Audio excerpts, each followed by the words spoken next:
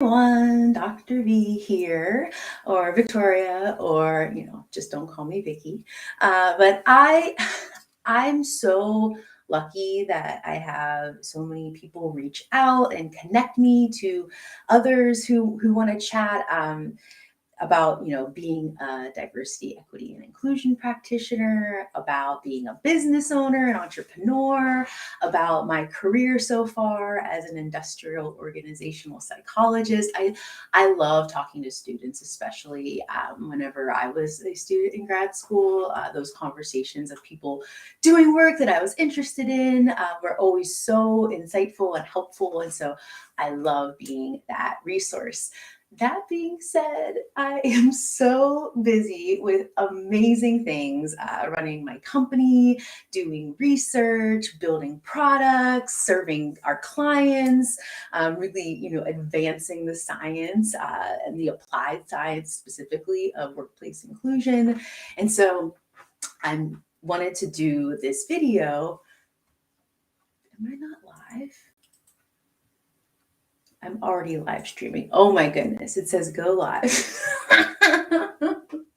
Anyway, I was like, that was a good intro. I don't want to have to do it all over again. Okay, we are still live. That is excellent. And so this video is for anyone out there who, is an IO psychology student, who's looking to potentially change career paths and get more into diversity, equity, and inclusion work. There is so much work to do in this space right now. It's interesting because my approach to entrepreneurship and starting my business, I see those who are doing similar work as potential collaborators and people who are better at certain areas of DEI than I am, and vice versa, right? And so I always say there can't be enough good people doing good work in this space, especially if you have the training of an IO psychologist and you know how to use data to figure out what the root cause problems are when it comes to building more diverse, equitable, and inclusive organizations. So you can then solve those problems taking a real data-driven approach, which is what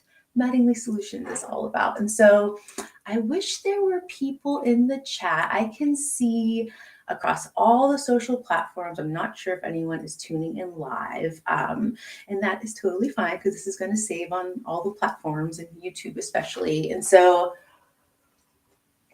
I wanted to just share a little bit about my journey to be where I am today. So I guess we'll start where I am today and then go back to how I got here. So as of today, I am CEO of Mattingly Solutions. I started the company as a solopreneur in August of 2019. I was not planning to be an entrepreneur and a business owner. But I'll get to that in a moment. So started the company August 2019, and now we have 8 people on staff between full and part-time, most of them IO psychologists. And we also have subcontractors and partners we work with. We work with really big clients. We work with clients in the energy sector and retail. We have clients here in Pittsburgh, clients in Chicago, in the DC area, all over. We're starting to get more into, potentially going international as well, which is super exciting. And it's funny because when I started this journey, especially learning how to be an entrepreneur, I always got the question, what are you special? Like, what's your niche? Like, who do you serve? What is your market? Like, what's the industry? What's the company size? And I never had a good answer for that because I serve the clients that want to solve the problem that I'm most equipped to solve, right? And in this case, it's fostering a more inclusive workplace, right? And measuring that and building that and growing that. And so as long as the client is wanting to solve that problem and is aligned with our approach, that's who we serve. And people didn't like that answer because it wasn't like in a little box, because you have to go niche and you have to like market to your persona and all those things. And I just didn't go for that. And it's so funny to be here today and be able to say, we have education clients, we have nonprofit clients, we have technology, energy, association, like a national association of women business owners. We work with so many different types of organizations, but the red thread of what we do at the end of the day is we take data in, either collect it or take the data and information they give us, and we help them build data-driven and evidence-based strategies and implementations and interventions, and then measure the effect of all that. That's what we do with the companies we work with. So that's where I'm at today. What else is going on today? I have a co-founder, so like a co-owner of my organization, our organization. So I've definitely worked hard on flipping from the I, because I started as an I, to now the we, because everything we do here, we all have some sort of part in some sort of stake in that. And so it's pretty amazing. But Certrice Grice, who I brought on as my co-founder, informally last year, she joined us, I think it was March or April of last year, took a big risk, left her full-time job with a nice salary and just that job security to join me over in my bootstrapped startup, trained very well in IO psychology, but not so much in running a business. And so it was a big risk. It's a big risk starting a business. And so she took a leap of faith on me and Mattingly Solutions, and we have just grown 3-4-fold since Certrice joined the company. She provided a much needed perspective and lived experience to this work. She has expertise doing this work. She brings her survey and psychometric expertise, but now she's doing way more of the consulting and coaching with DEI, key partners and leaders. You take a coffee sip. And so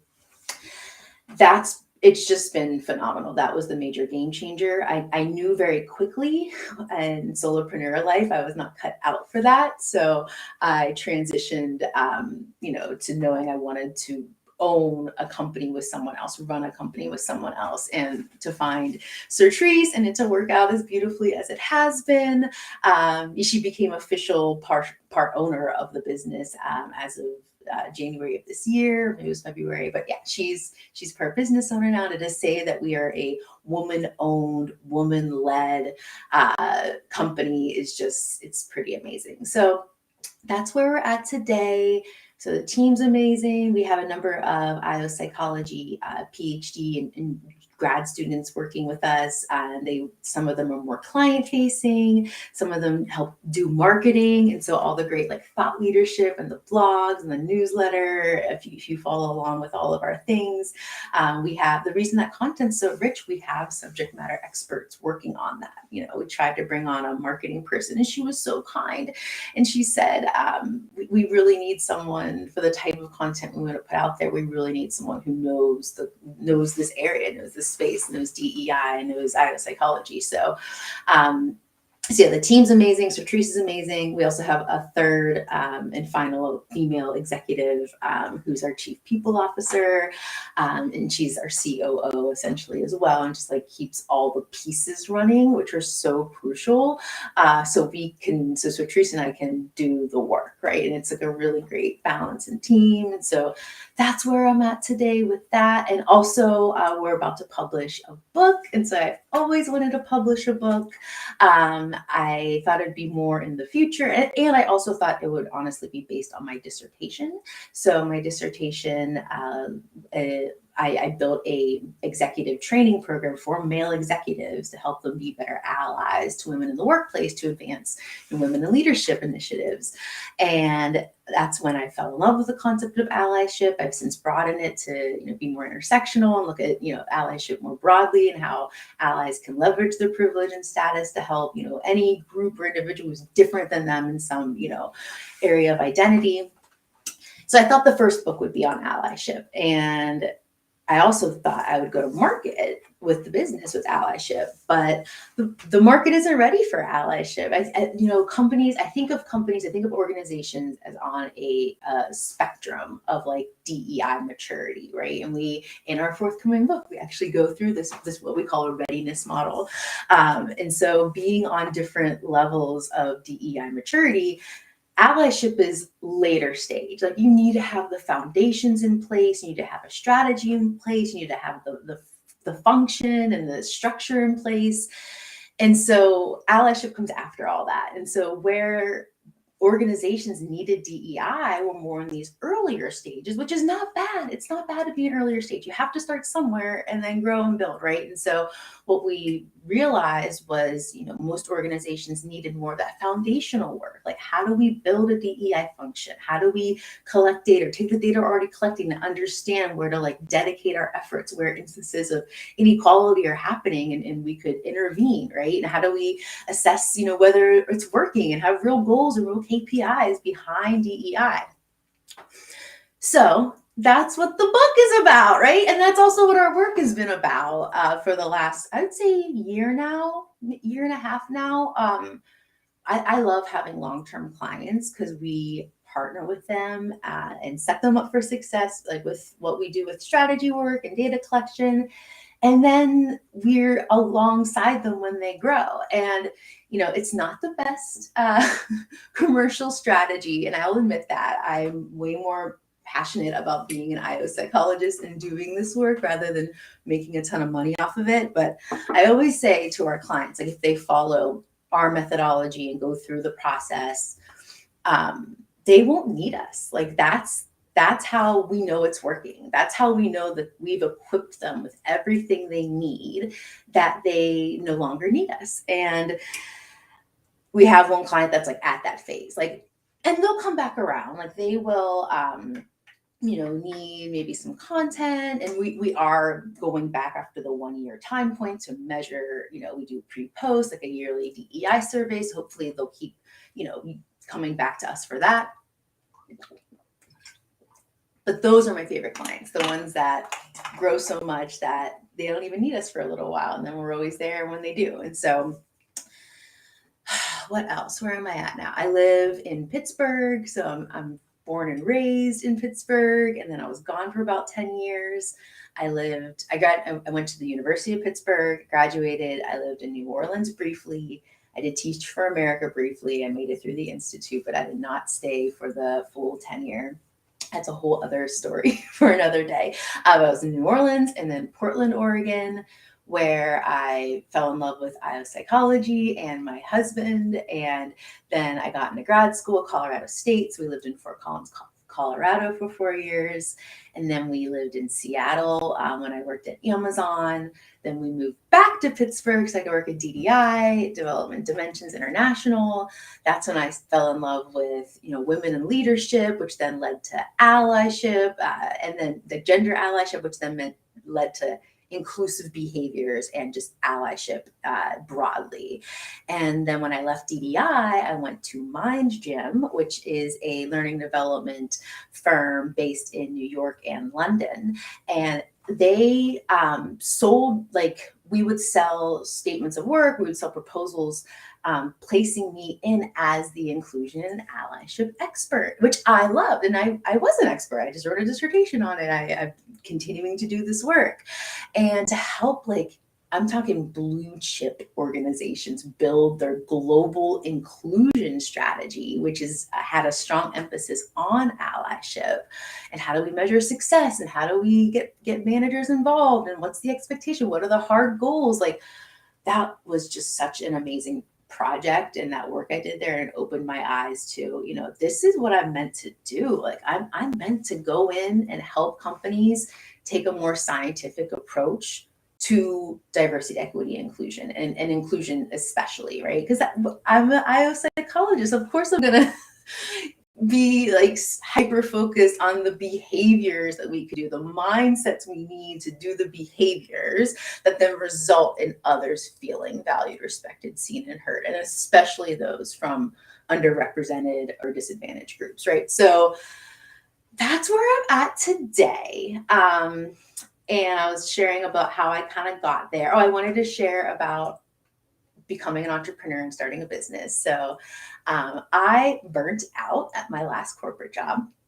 And I always say this, it was like the medical doctor telling his patients every day not to smoke. And then he's outside, or, oh my gosh, I can't believe I just did that, gender bias. Then they're outside smoking a pack a day. So I was the organizational psychologist who would help my clients and like end users of the solutions I was building to not burn out, amongst other outcomes, but that was one of them.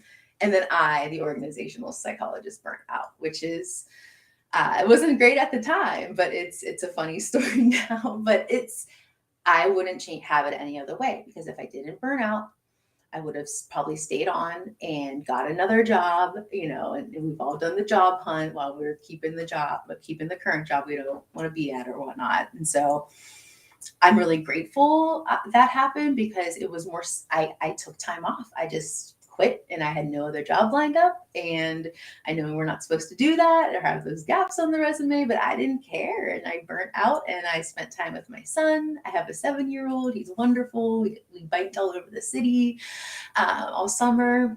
And then when it was time to go back on the market, I've always been drawn to entrepreneurs. I've always, been told I'm entrepreneurial, even though I didn't know what that means, because I don't feel like I at least at the time, had a ton of business acumen, nor have I ever started a business. I have started a few programs that had multiple stakeholders and marketing elements and, training and all the things, but never an entrepreneur. So, but I wanted to explore it, and like, what better time when I actually had time to do that and I was feeling better.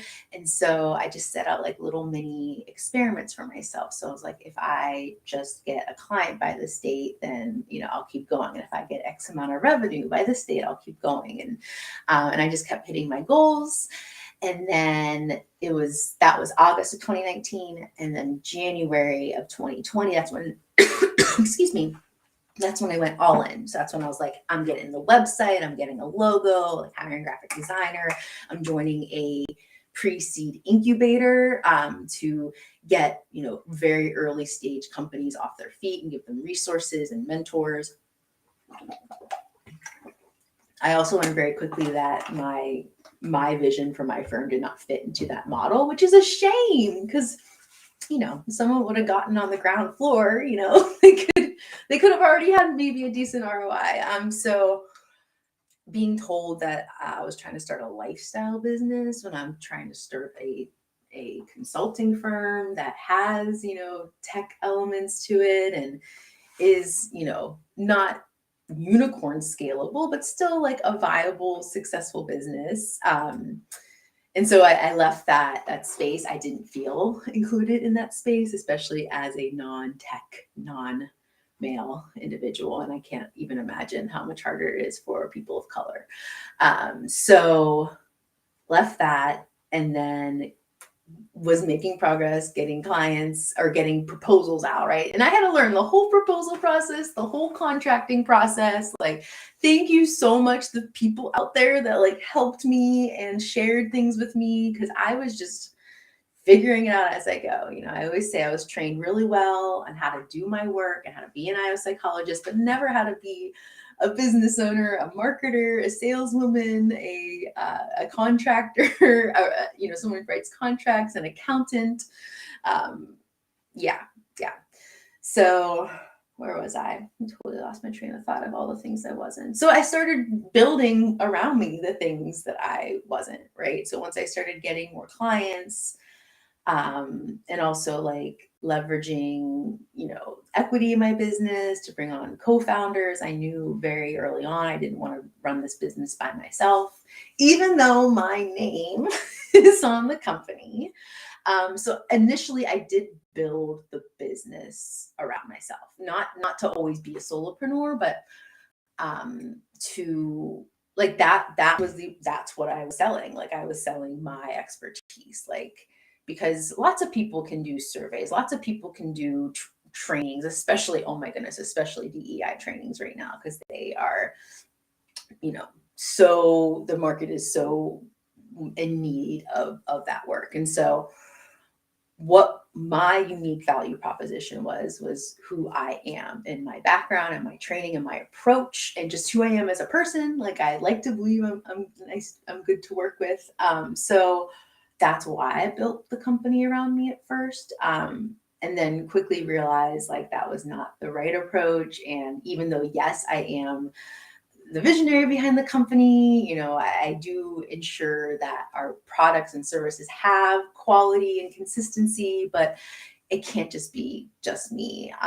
You know, I fully believe that our success as organizations is largely dependent on the diversity of those leading the organization, and in the organization, like the power of like diversity of experiences and perspectives and thought, and like being challenged and being in agreement. It's just, yeah. So where was I with that?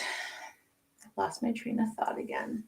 Do we have any questions from the audience? I can't tell who is on. I see Christine was on. If you're still on, Christine, it's nice to see you. Good morning to you as well. I'm trying to think the type of questions I get asked. I feel like I answered a lot of them.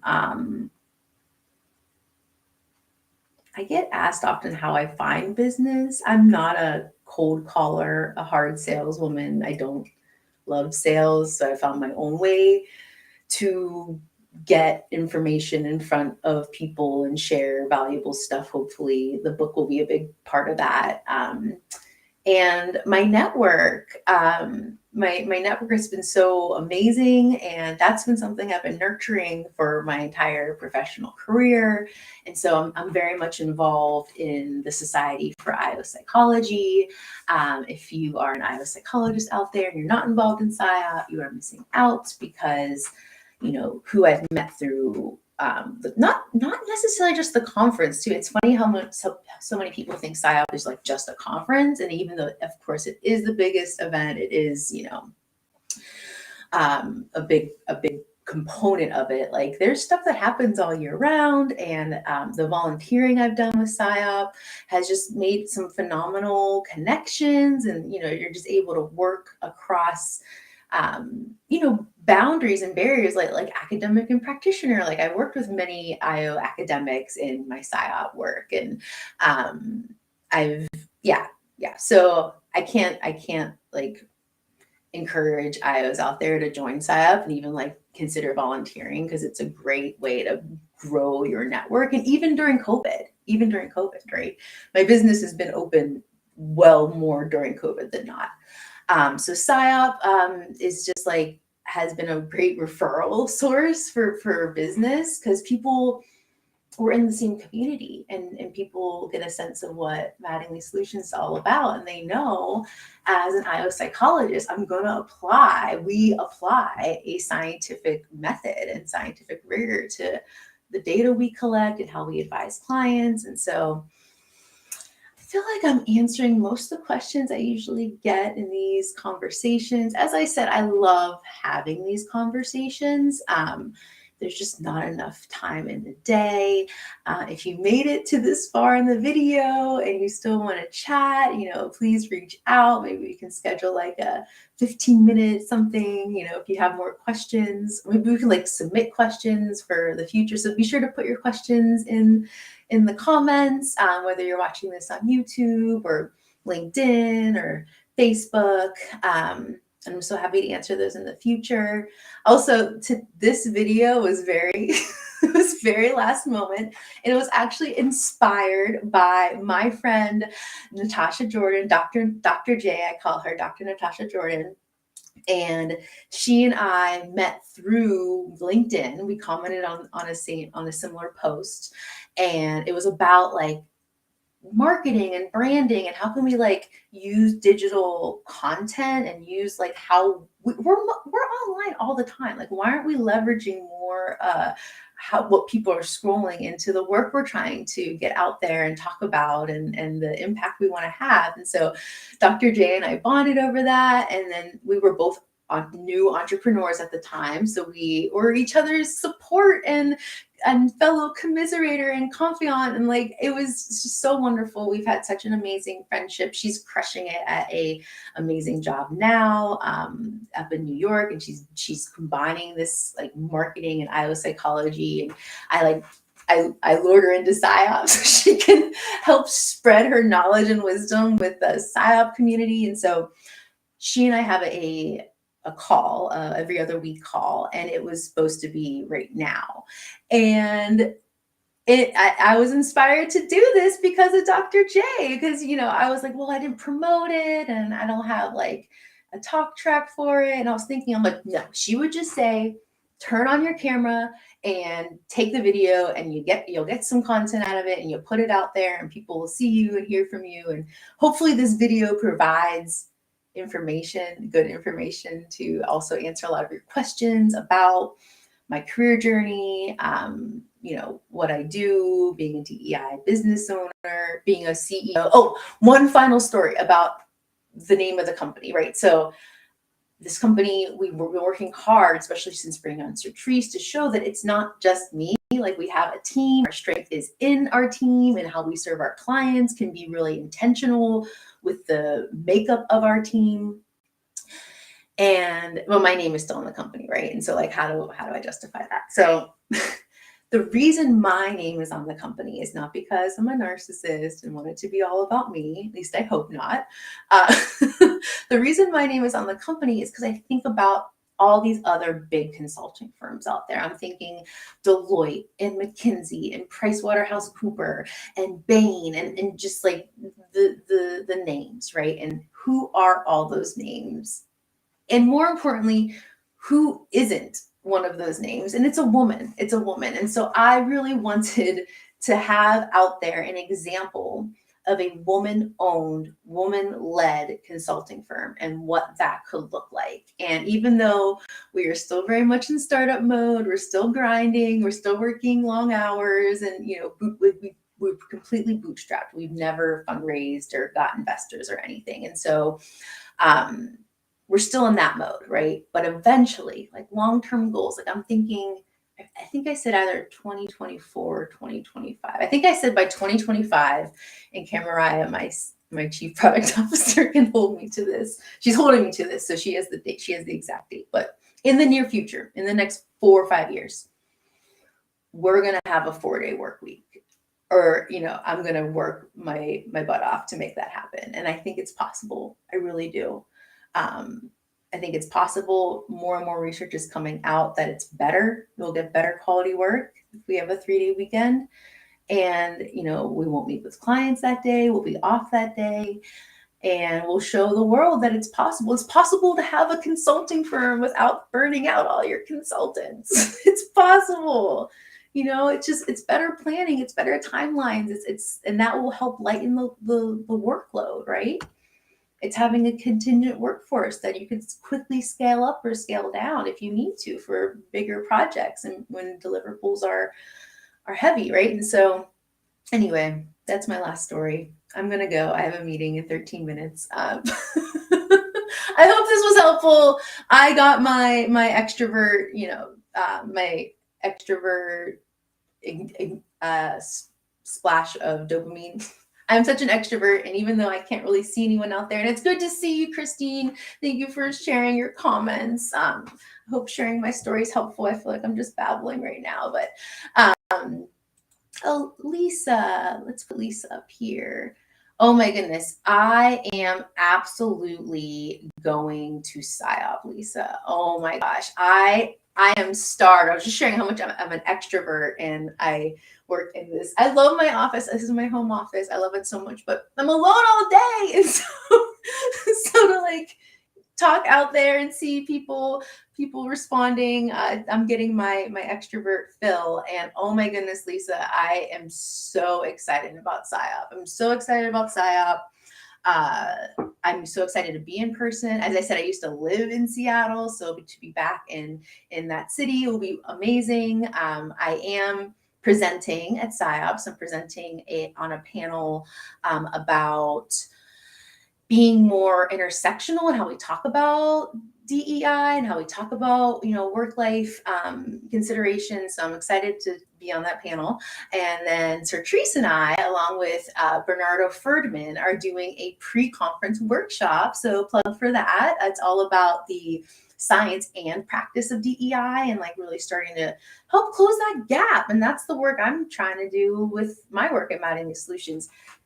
And big news, I need to like talk more about this last thing too. I haven't really talked much about it. So the Visionary Grant, SciOp Visionary Grant, check it out. It's a $100,000 grant to fund research and practice for the future of work, right? Very big and ambitious. And we made it to the finals, right? We made it to the finals. So Mattingly Solutions, along with Nick Salter, Dr. Salter from Hofstra University, we made it to the final round. And so I think the foundation, the visionary funders are voting soon. Initially, we were supposed to like present on stage, like TED Talk style, which I would have loved so much, but we did a video instead, and I get it. So if the decision's out by then, like we'll be celebrating that. If we win it, I really hope we do. I'm really excited to get started on that research and have funding behind it and really create something that's going to help with the science and practice of workplace inclusion and put SciOp on the map for being leaders in that space. And so I hope we get to talk about that in some capacity at the conference, but we'll see. But I will be there. Mattingly Solutions is having a happy hour reception. I'm trying to like get live music for it, which would be awesome. We'll have music regardless though. And I'm just like so excited to see my people and my humans. And I heard a rumor that they're going to have lanyards with different colors, and like red means don't touch me, and like yellow means, I don't know, elbow bump, and then green means hugs. And I'm going to wear like 4 greens, like give me all the hugs. I am vaccinated. I had COVID, so I'm super immune. That's another conversation for another day. I'm going to go now though. I have a meeting in 9 minutes. I hope this was helpful. I might take this down. Have a great day, everyone.